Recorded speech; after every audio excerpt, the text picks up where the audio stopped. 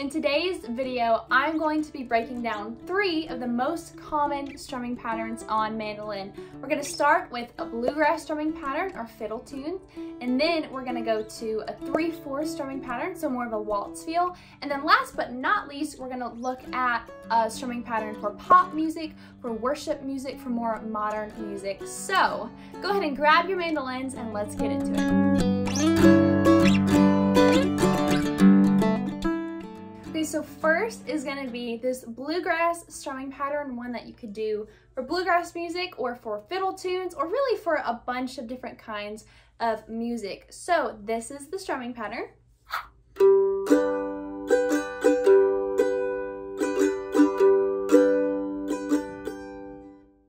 And of course you can speed that up to where it's really fast, or you can also do it at a slow tempo, at a medium tempo. It pretty much sounds great at any tempo. Let's talk about subdividing first before we get into the actual breakdown of the strumming pattern. Subdividing means to subdivide the beat. So if our beat is 1, 2, 3, 4, subdividing means that we would break the beat into 2 parts. So instead of counting to 4, in our minds, we're actually counting to 8. So we're counting 1 and 2 and 3 and 4 and. Okay, so even though the beat is only 4 beats, in our mind we're subdividing those beats. So we're dividing each beat into 2 parts. And that's really gonna help us stay on track and stay in rhythm. If we are looking at this strumming pattern, we have beat 1, we're gonna hit our bass strings. I'm using just a regular G chord to make it easy. So we're gonna hit our G string on beat 1, okay? We're gonna hit the full chord on beat 2, and that's also gonna be a downstroke, okay? So we have bass, downstroke on beat 1, and then we have full chord, downstroke on beat 2. So that is just like that. And this is where it starts to get a little bit tricky. We're not gonna play beat 3, but we're gonna play on the and of beat 3. So this is when that subdividing comes in handy. So we're gonna play on the and of beat 3, beat 4, and then the and of beat 4. So we have 3 strums that are back to back, that are faster than our other 2. And those are gonna be up, down, up. So if I do that, the whole thing really slowly, we've got 1, 2, 3, and 4, and 1. 2, 3, and 4, and. Okay? And for the and, 4, and, that last little part of our strumming pattern, I'm gonna focus on the top, on the higher strings of my mandolin. So we've got the bass on beat 1, full chord on beat 2, and then we're focusing on the higher range of our chord for the end. So let's practice that a couple of times. And we want to make sure that we're keeping everything nice and loose, right? Our elbow, our shoulder, our wrist, our fingers, everything is nice and relaxed.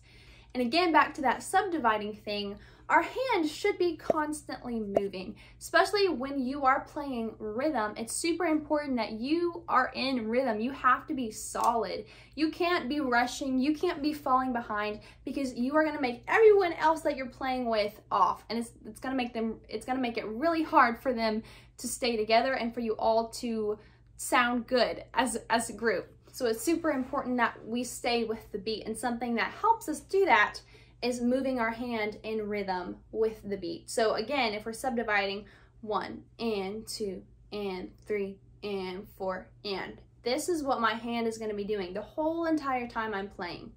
It's not going 1, 2, 3, 4. It's going 1 and 2 and 3. So here we go, and 1, 2, 3, and 4, and 1, 2, 3, and 4, and 1, 2, 3, and 4, and. So as you can see, my wrist stays moving, and that helps keep everything fluid. And the faster we get, the easier that's gonna be to help us keep track of our beat, because our hand is constantly moving at the speed that we're playing at. If we didn't have that constant rhythm, we would be stopping and starting, and our hand would be moving at different speeds, which is harder to keep up consistently.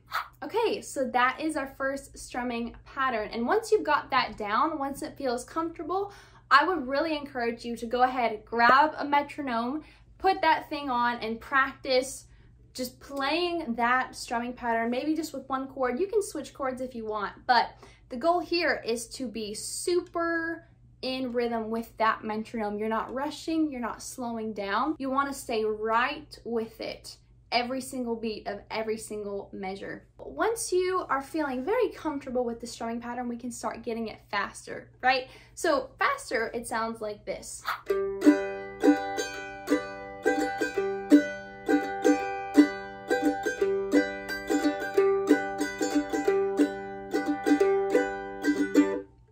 Pretty bright, pretty happy, and you could use this with a bunch of different fiddle tunes, a bunch of different songs. But if we want to take this to the next level, we can add a chop, and that's what's going to make it really feel like bluegrass. So again, I'm going to stay on this open G chord, and to chop, we have to mute all of our strings. We have to use our fingers to deaden all of our strings. So what I like to do is I like to take my third and fourth fingers and just gently lay them across the strings. I'm not putting any pressure down. They're just barely touching the strings so that the strings are deadened and cannot make any sound, other than the chop.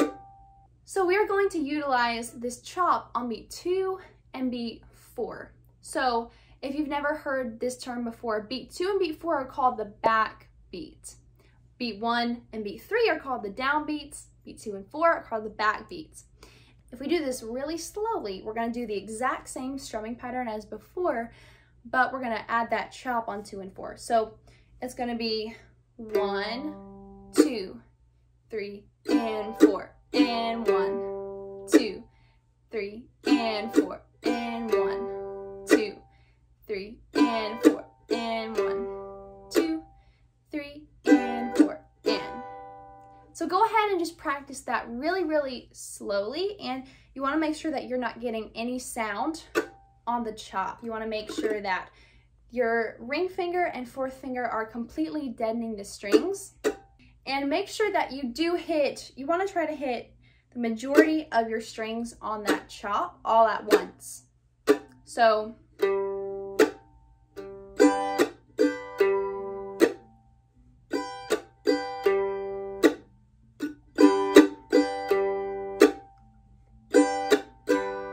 okay, now this strumming pattern sounds a little bit wonky at a slower speed because it's meant to be sped up. So if we speed this up,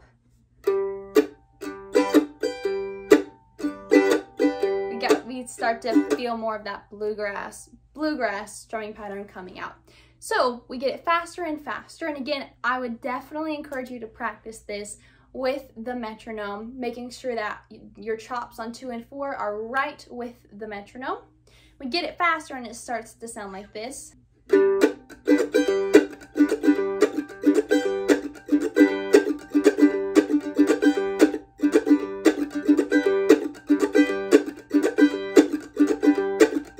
It's really fun to play. Okay, so moving on, let's go to 3/4. So if you don't know what 3/4 is, it means that instead of 4 beats in a measure, we only have 3 beats in a measure. And a lot of waltzes are in this time signature. So this strumming pattern is actually very similar to the one that we just looked at, except we only have 3 beats in this measure. So this one sounds like this.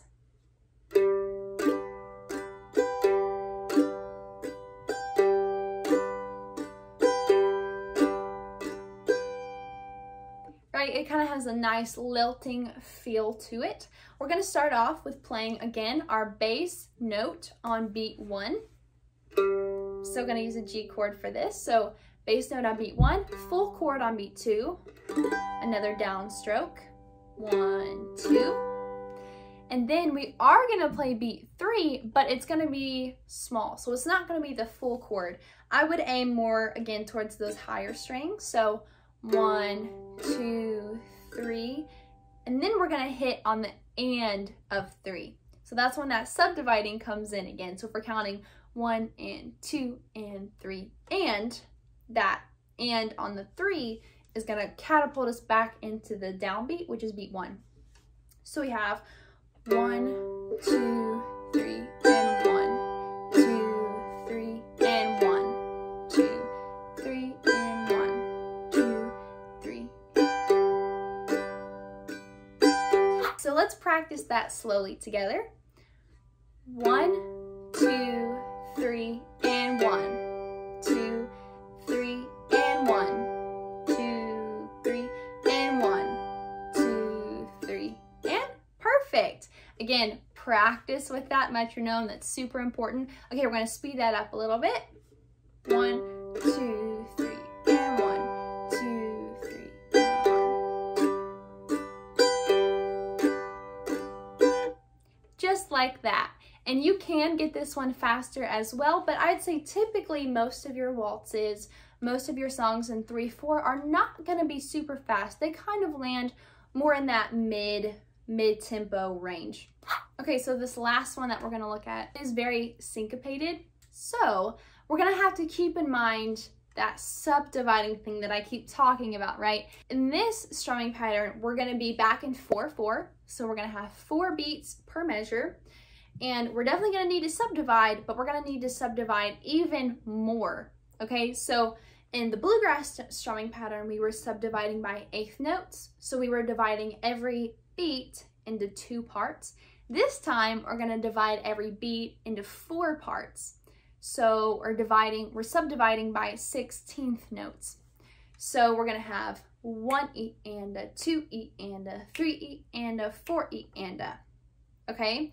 1 E and a, 2 E and a, 3 E and a, 4 E and a. So that's what's going to be going on in our mind. And this strumming pattern sounds like this.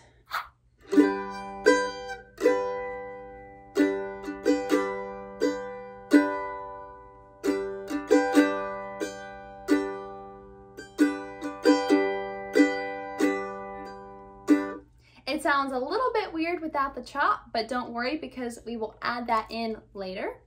So this strumming pattern is we have the full chord on beat 1. Then we're going to hit an upstroke on the very last division of that first beat. So we have 1 E and da, and that's going to be our little upstroke. So 1 E and da, and then we're going to hit our other full chord on the and of 2. Okay, so we have 1 E and a, 2 E and a. No, that's a little bit confusing. So 1 E and a, 2 E and a. That's our first part, and then we're gonna hit a full strum on beat 4. Okay, so we've got 1 hit on beat 1, 1 hit on the 4th division of beat 1, 1 on the and of 2, and then 1 on beat 4. No, that's kind of a lot, but the faster we get, hopefully you'll begin to feel that a little bit more. So here we go. 1 E and a, 2 E and a, 3 E and a, 4 E and a, 1 E and a, 2 E and a, 3 E and 4 E and a. Okay, and again, at this slow speed, my hand is pretty much moving with those 16th notes ever so slightly. So 1 E and a, 2 E and a, 3 E and a, 4 E and a, 1 E and a, 2 E and a, 3 E and a, 4 E and a. My hand just moving back and forth to keep in rhythm with those 16th notes. And now we're going to add that chop that I was talking about. We are going to chop on beat 4. Pop music and worship music a lot of the times will have what we call a push, or we're pushing the beat. And that means that we're hitting on that and of 2. That's what pushing means. So if we get this faster,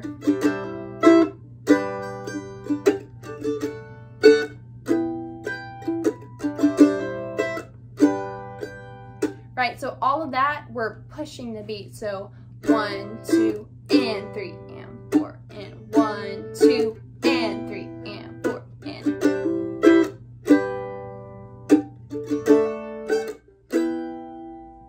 So that's that's what, if you ever hear the term pushing, that's what that means. It means that the emphasis is on the and of 2.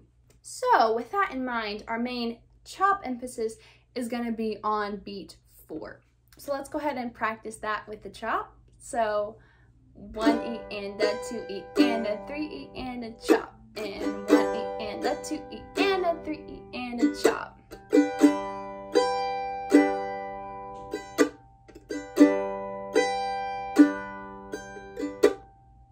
And you'll start to kind of feel that the more that you practice it, and you'll notice that if you try to play along with a worship song, or if you try to play along with a pop song, a lot of times they will have this sort of pushed rhythm. Not all the time, definitely not all the time, but this is kind of what makes pop music have its own unique sound, is this rhythmic structure.